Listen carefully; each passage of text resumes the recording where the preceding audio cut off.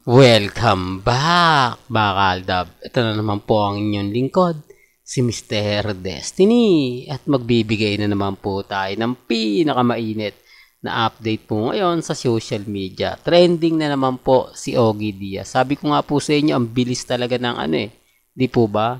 Ito yung pinagpepiestahan ngayon sa Instagram, sa Twitter at sa Facebook, mga kaaldab. Ogie Diaz fake news peddler, mga kaaldab. Siyempre, trending ang Katnil na sinasabi niyang kumbaga wala na, di po ba basag na yung Katnil. Hindi natin alam, mga kaaldab, kung ano na nga po ba ang issue na sinasabi nga po na si Andrea Brillantes nga po raw ang bagong partner ni Katnil o ni Daniel Padilla. Real talk to, mga kaaldab. Pasensya na po kayo, baka sabihin nyo, naku, kala ko ba aldab ka lang? Kala ko ba, kumbaga, Alden at Main ka lang. Ngayon, pati ba namang Katnil, pinatulan mo na. Hindi, sabi ko nga po sa inyo, ang bilis lang ng mga issue. Di po ba? Ang bilis ng karma. Kasi dati Alda bang pinababagsak niya eh. Di po ba? Yung tipong gusto niya lagi yung siya yung bida. Ito yung mga desperadong galawan para lang makakuha ng maraming views. Ganito po yung ginagawa niya.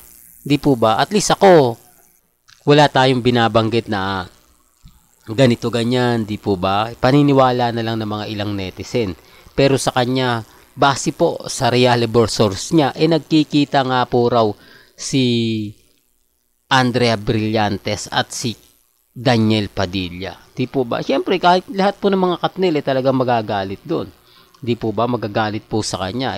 Alam nyo naman po na bata, sa bagay batang-bata nga po si Andrea kung ikukumpara nila kay Katnil o kay Catherine, di po ba? Tapos may mga issue. Remind ko lang po dito po sa mga ayaw po ng Aldab, okay lang po yan. Pwede naman po kayong i-skip nyo na lang tong video na to kung ayaw nyo pong panoorin. Kumbaga parang na iinis kayo, di po ba? Kasi ako, sabi ko nga po sa inyo, banat din to kay Ogie, kay Madam Mila, di po ba, na walang anak ang Aldab, magtigil na yung Aldab, o ngayon, patigilin niya yung hinanakit na mga Katnil.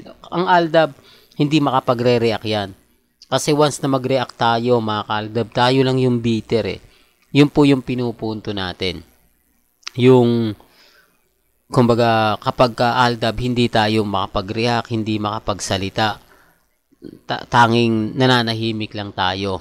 Hinahayaan lang natin si Ogie, dahil mag-comment man tayo sa page niya, hindi nga po talaga maganda yung kalalabasan. Magiging delulo lang tayo, tapos kinantahan pa tayo na hold on together, di po ba? Kaya nga po natatawa po ako Ngayon, kumbaga damhin niya yung Katnil fans, di po ba? Real talk, mga kaaldab. Pero bago natin ituloy yan, kung bago ka lang dito sa channel ni Mr. Destiny at ang gusto mo ay pinakasariwa at latest na update para kila Mengay at Alden, abay lagi ka lang tututok dito sa channel ni Mr. Destiny para updated po kayo sa mga latest at sa mga bagong video po na ilalabas po natin maya-maya lang. Di po ba? Well, balikan natin to. Ito pa po yung post ni Daniel Padilla, mga kaaldab. Mapapaisip ko lang. Di po ba? Nalaman na ng Katnil ng pinagkakakitaan na naman sila ni Ogie Diaz.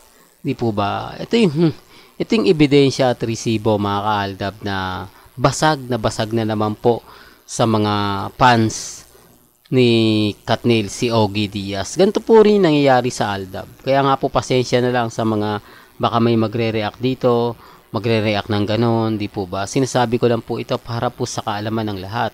Para lang po sa mga taong dumadaan at bumibisita sa channel natin. Halatang edited po talaga at fake news itong si Ogie Diaz, di po ba? Real talk, mga kaaldab. Kaya nga po laki ng galit niya sa Aldab Kasi gusto niyang pag-usapan. Ngayon siyang trending. Ngayon siya yung bida. Ito naman po kasi yung gusto ni Ogie Diaz Di po ba? Na same na ginagawa niya. Real talk, mga kaaldab. Ito na po yung sagot ng mga mamis, mga titas, mga senyor na binasag ni Ogie Diaz, na keso ganito, keso ganon, di po ba? May mga bagay-bagay po kasi na sa amin na lang po yon. Hindi naman kasi kami namimilit Hindi naman po kami literal na pumupunta sa Instagram tapos mambabasag, di po ba? Kung ano lang po yung mga pinag-uusapan ng Aldab, dun lang po kami. Pero hanggang ngayon naman umaasa pa rin po kami dahil hindi naman po kami kumbaga nawawalan, di po ba? Hindi naman po masama. Kaya nga po yung iba nagsasabi na tanggap na namin Mr. Destiny, wala ng Aldab. Okay lang naman po yan. Talagang ganyan po yung sasabihin nyo. Lalo na nga po kapag binabanatan tayo sa Instagram, sa Twitter, sa Facebook. Kapit lang, di po ba? Sabi ko nga po sa inyo, hanggat walang asawa si Alden, hanggat single pa rin si Alden, kapit lang tayo. Pero pag dumating yung point, mga ka-Aldab, na literal, di po ba? Kanina nga lang po sa EAT, pansin nyo, yung hindi masabi ni Henyo Master Joey De Leon. Real talk to, mga ka-Aldab, ba? Hindi niya masabi na, ikaw main, anong tawag sa'yo ni Arjo Atayde? Anong tawag sa'yo sa bahay ninyo? Sa kapag ka matutulog kayo, anong sweet na sinasabi niya sa'yo? Di po ba? Bakit hindi niya masabi? O bakit hindi ganun yung sinabi ni Joey De Leon kay Main? Alam naman natin na kasal sila. Kuno, alam naman natin na mag-asawa sila. Bakit parang takot na takot si Henyo Master Joey De Leon na sabihin yon? Ito naman po, bakit kailangan sabihin Baba ang tawag sa akin? Hello, gumaganon pa siya, Baba. Di po ba shoutout kay Baba? Di po ba? Sinong Baba nga po ba yung sinasabi na yan? Para lang klaro, kasi ito yung pwede namang sabihin, ang tawag sa akin kasi ni Arjo, pag kami dalawa lang sa bahay, kapag ka naghaharutan kami, Baba, di po ba, Baba Bing, ganito, Baba, di po ba? Kaya nga po natatawa lang ako sa mga nagre-react at nagko-komento. Masaya na sila. Sa bagay, mga ka-Aldab, bihira naman kasi magbigay ng update. Bihira naman po kasi mag-post si Congressman Arjo. Kaya sabik na sabik sila. Kaya normal lang po yung mga ganyan. Di po ba? Uulit ko lang po sa inyo, may mga bagay-bagay po na mahirap nga po talagang ipaliwanag. Lalo na nga po pagdating po sa social media. Especially sa EAT. Napakasimple lang banggitin ang pangalan ni Congressman Arjo. Pero bakit nga po ba hindi mabanggit, hindi masabi ni Henyo Master Joey De Leon at ni Main Mendoza? Doon pa lang may mali na Di po ba?